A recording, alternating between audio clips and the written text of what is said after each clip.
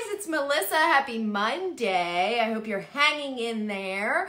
We are going to 3D print today, okay? And I have, oh my God, I already messed this up. Oh, okay. So we're not just 3D printing anything. We're gonna 3D print these little hooks. And these are S hooks that I just created the design with. They're kind of adjustable. They've got multiple ones here. I'm actually gonna get this going because this print is going to take about, I might have to sit like this today. It's gonna take about 11 minutes. So I'm gonna get that going while we're chatting. Oh, I've got my coffee here. I want you guys to be able to see, so I may need to back. Let's see how I can do this. Let's do it like that.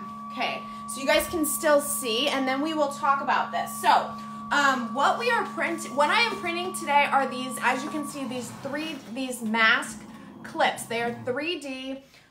They are part of a mission that I am on to help save the ears. So basically, if you are making masks, I just started this. I want you guys to see it from start to finish. I'll show you in Silhouette Studio in a minute, but before it has to warm up to about 200 degrees before it starts. So we are at 192. It's going to start in a second.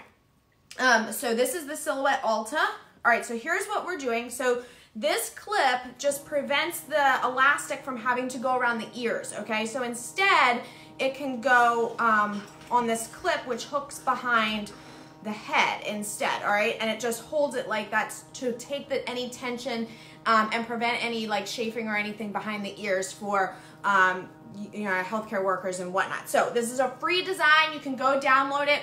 Now, it is a free design for the Silhouette ALTA, and I also included the STL, which is like a standardized 3D print file that you can use in other 3D printers as well. It's kind of like the equivalent of an SVG where you can use it in different programs. I also included the SVG for the cut file in case you have an Epilogue or a Glowforge and you want to cut these, because these can be cut like on acrylic as well. Now, those of you who have a Silhouette machine and don't have an ALTA or any other way to cut these, you can try to cut them on shrinky dink material and then bake them, because those do get big and thick and kind of rigid. Just remember, if you're going to use shrinky dinks, you want to make sure that you enlarge the file.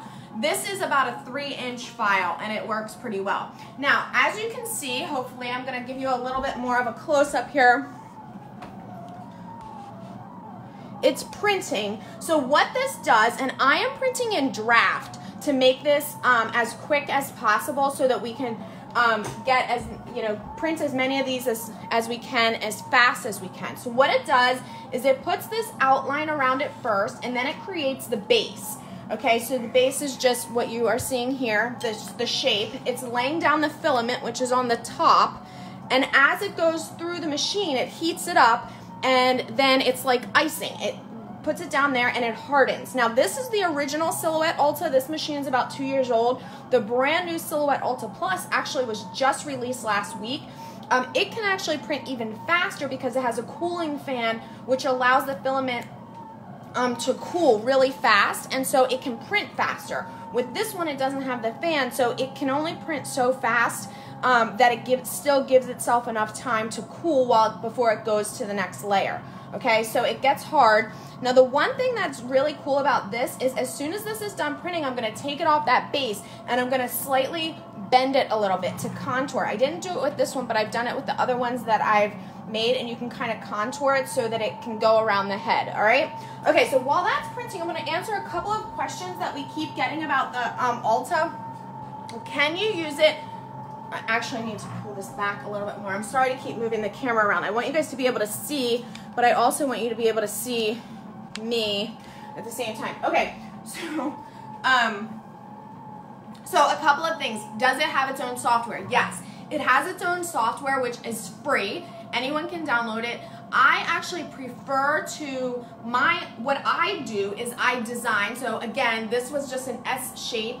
I started as an S, like this. I put 2 circles, welded 2 circles on there, and then I cut, with the knife tool in Silhouette Studio, this top curve off, multiplied it, and then welded that on there. So that was a flat file. You can see that's how it came together. Then what I do is I keep it in my Silhouette cloud, because from the ALTA software, the 3D software, you can access your Silhouette Studio cloud, so then it's available in there. So this is what it looks like in my ALTA software. All right, so once you get it in there, then you can tell it how thick you want it. And these I'm making it's 2.4 millimeters thick, but you can adjust it, and I had to adjust a couple times to, to make sure that it was the right thickness and everything. But what you're seeing now is it's building this, and it'll tell me how much longer. So this one, for example, it has 6 minutes left. So it tells me when I begin how much the print estimated time, and this one told me 11. Again, I'm doing it on draft. If I was doing it on standard, it was I think 16, and then if you did best, it would add even more time beyond that. But because of the circumstance, and because we are literally just trying to get these things out fast, draft works fine. Okay, so it'll do now. So I want you guys to see this. What it does is it does the solid base, and then hopefully you can see that. I'm gonna take this key out so maybe you can see a little bit better. It's going to start putting down these single lines, which basically are going to make almost like little, I don't know if platforms is the right word, but it'll build up so it doesn't solid fill this in the center. And that's part of, like, in the draft mode, how it does that. And that edge part that you see there that's around what looks like an offset, that is, it does that for every design. It does that automatically. It does, yeah.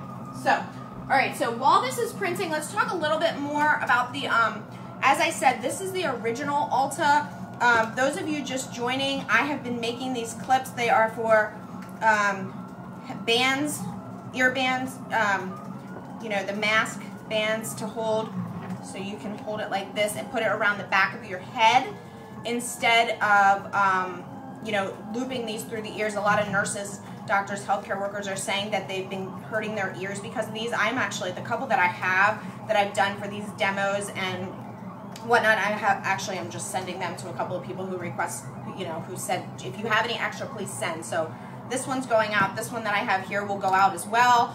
But I'm giving you guys a free file in the hopes that if you have an ALTA, if you have another 3D printer, if you decide that now's a good time to get the new ALTA Plus, which I threw the link up top, that you will hopefully print these. I've never really, I have a hard time, I should say, finding things to make with the ALTA that are like, oh, that's super useful. A lot of the stuff that you make is fun. Like I made this little keychain of my son's face, and then you can apply vinyl, you can paint these whatever you want, and they're very cute. But and it doesn't have to be flat like this. It can literally be like 3D, like a little pot or something, But this is something that is very, very useful right now. And while there's a small bed on the ALTA to be able to do these, you can certainly make them on there. You can actually probably do about 3 or 4 at a time if you lined them all up. Of course, the print time would take longer for those, but you could certainly line them all up on the base and make multiples at the same time. Okay, so in order to do that in the Silhouette ALTA, or the 3D ALTA program, which is called Silhouette 3D, you would just do copy paste and like you would on regular Silhouette Studio to make multiple versions. Now, as I said, as soon as this comes out, you're going to get a warning in Silhouette Studio that says let it cool. I'm actually not going to let it cool. I'm going to try to remove it as fast as I can so that I can just slightly bend it, and then it'll stay in that slightly bent, and that way it'll be able to contour to the head a little bit more. Okay? All right, those of you asking about the masks, which I'm having a hard time seeing comments just with the position that this is, but those of you asking about the masks, I have the mask file and instructions are also on there. This file is actually from the Silhouette Design Store, so I've linked to that, and I have step-by-step directions on that. People are asking, what can you use aside from elastic? Because elastic is very difficult to find. This is the little last piece that I have, actually. These are girls' headbands. You can get this elastic. I literally, one headband, which is, completely goes around, I just cut in half. and use one for each, okay? This is a child size mask, which I put down to 90% scale in Silhouette Studio, and then you can enlarge as you go. If you're looking for the scale option, which is another question that we continue to get, you can select your file and then open the transform panel from the right sidebar, and then on the transform panel there's 5 tabs.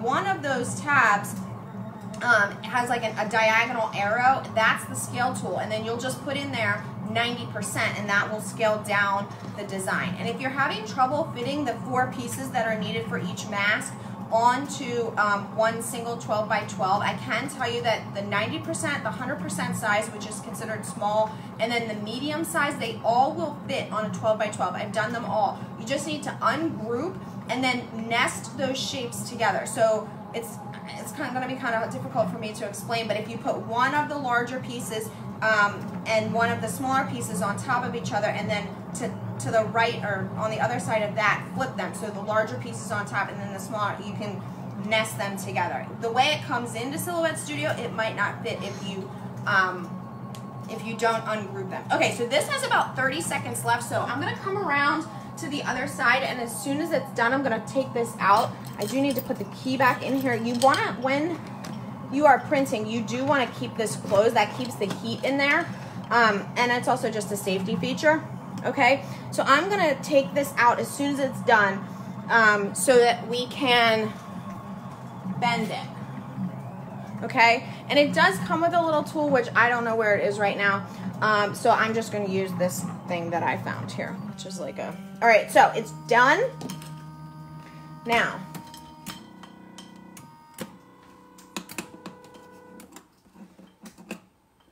just be careful, okay? It's still a little warm, so I'm able, well, you can see that, to this, you don't need this little offset piece, but now I've been able to shape it a little bit. If it cools completely, and that only takes a second or two, you're not gonna be able to do that. So hopefully you can see how that is now curved a little bit, okay? All right, I'm gonna go back around so you guys can, I can move the camera back up, and hopefully, if you guys have these, you can use your Silhouette ALTA at the same time that you use your other Silhouette machine. So I actually have been doing that. I was printing these at the same time that I was cutting mask designs, okay? I mean, pieces for the face masks, okay? Someone's asking, can you design it so it curves? You can't. It's not going to, I don't believe it will do that, but there's no reason that you can't do it this way. The way that it builds, it has to have support, you know, the whole way on the bed. So I don't believe that you can do that. I guess you could try, but honestly, this is a very easy way to do it. Okay. All right. So if you guys have any other questions, feel free to leave them in the comments. And again, grab those files. I put it in 2 different places in case you were having trouble downloading. I think originally I had it just on SoFontsy, and it was and the site got overrun because too many people went at the same time. So I also threw it on Dropbox, and so you can download it from either place. Okay.